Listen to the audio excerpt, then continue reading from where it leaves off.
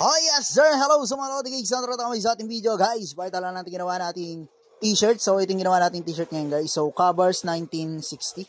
So meron siyang 16 years sa likod. So sa harap Covers 1960. So ito yung paggawa nila guys. So white, black, at large, small, medium, large. So ayan yung kanilang paggawa guys. Napakarami yan. Dami silang pinagawang shirt. So ayan.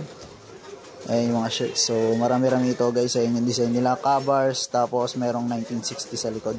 So, ayan.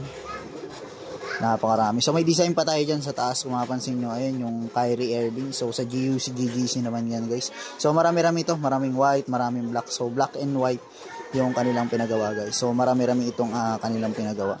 So, ito yung ating design sa likod na hindi pa natatatak. So, merong GUC, GGC, tapos Kyrie Irving. Design din to sa t-shirt. So, sa mga kapatid, sa mga Lodi Gigs natin na gusto magpagawa ng ganito, comment down below or mag-message lang po sa RA Guardians Print para magawa po kayo nagagawa nito. So, maging ehemplo, hindi sakit ng ulo. Maraming sa Lodi Gigs natin dyan, sir. Yun lang. Peace out!